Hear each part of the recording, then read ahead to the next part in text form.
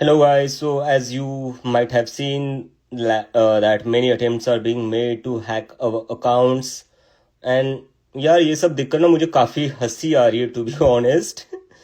कि क्या ही डरपोक लोग हैं यार ये। मतलब सोचो, 20-21 साल के बच्चों से डर गए ये।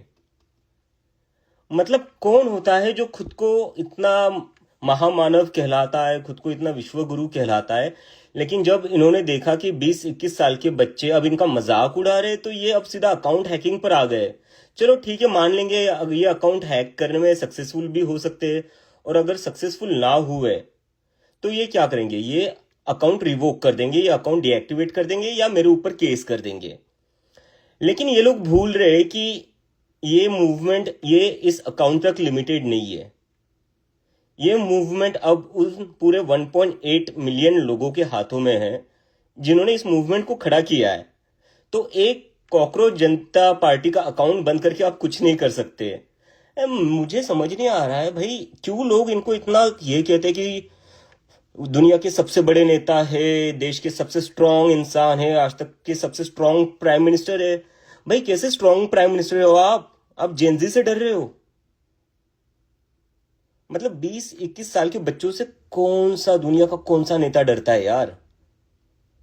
क्या चल रहा है, क्यों क्या मजाक चल रहा है? मतलब यहाँ 20-21 साल के बच्चे आपका मजाक उड़ा रहे हैं तो आप उनके अकाउंट बंद करवा दोगे, आप उनका इंस्टाग्राम का पूरा एक्सेस रिवोक वो सब कर दोगे। लेकिन वहां पर चाइना जब हमारी टेरिटरी में घुसता है इंडिया की, तब आपसे एक शब्द नहीं बोला जाता।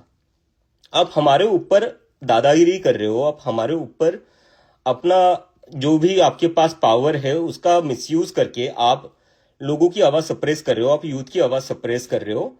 आपकी ये सारी पावर अपने ही लोगों के अगेंस्ट क्यों चलती है, अपने ही कंट्री के लोगों के अगेंस्ट क्यों चलती है? जब चाइना हमारी टेरिटरी में घुसता है तब आपकी पावर कहाँ चली जाती है? मतलब क्या ही कावड़ लोग हैं यार। और पता नहीं क्यों इन लोगों को, क्यों कुछ लोग इनको ऐसा समझते हैं कि नहीं भाई आज तक की सबसे स्ट्रांग प्राइम मिनिस्टर है, सबसे ब्रेव प्राइम मिनिस्टर है। अगर आप वाकई में ब्रेव हो ना, तो डरो मत यार, कुछ नहीं करेंगे ये बच्चे आपका। ये क्या कर रहे हैं, ज्यादा से ज्यादा मजाक उड़ा रहे हो, ज्यादा से ज्यादा ये कह रहे हैं कि हमें कॉकरोच जनता पार्टी पसंद है। क्या हो जाएगा उससे? आपका क्या नुकसान हो जाएगा उससे? ये किस बात का इतना डर है आपको, मुझे समझ नहीं आ रहा है। Why are you so scared? And that too of kids who are just college going students. This is so ridiculous.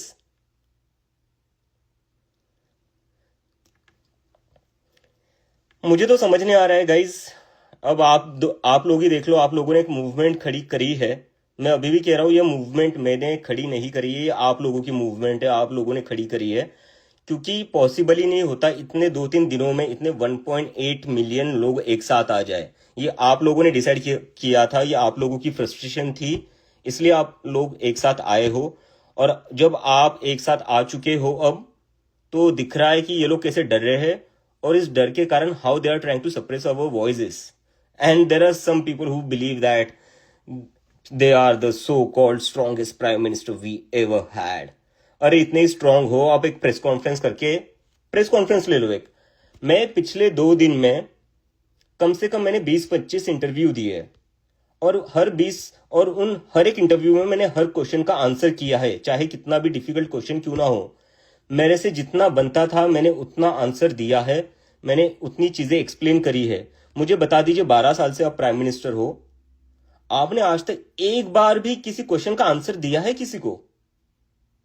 आपने कभी प्रेस कॉन्फ्रेंस भी करी है? लास्ट टाइम इंडिया में प्रेस कॉन्फ्रेंस हुई थी 2014 के पहले। 12 साल हुए इंडिया के प्राइम मिनिस्टर ने एक भी प्रेस कॉन्फ्रेंस नहीं करी है। तो ये आप किस बात से खुद की इतनी स्ट्रांग इमेज बनाते हो जब आप एक 20-21 साल के बच्चों से डर रहे हो? This is laughable, this is ridiculous.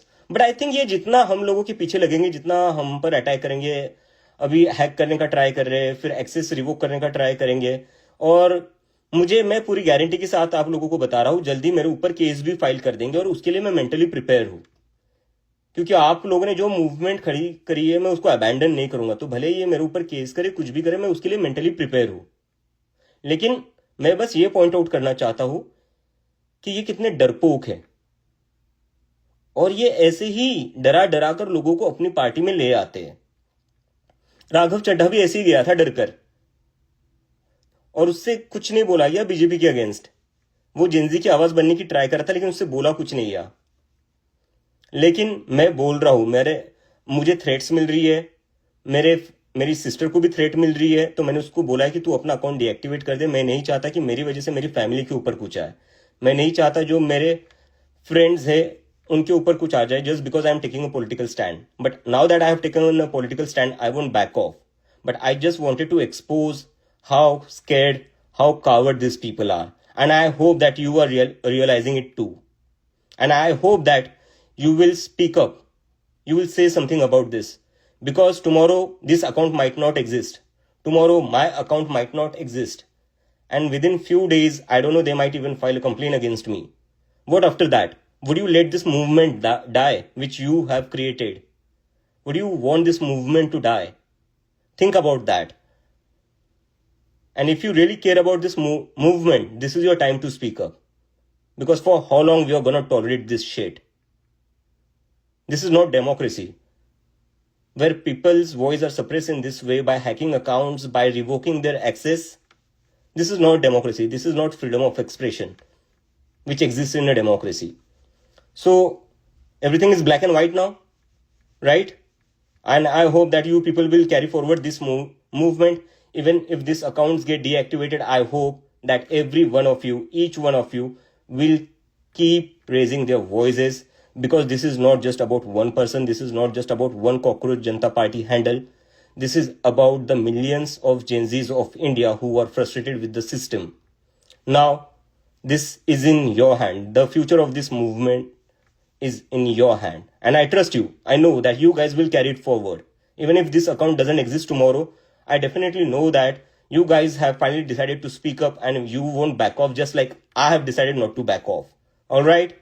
So yeah, let's fight it out.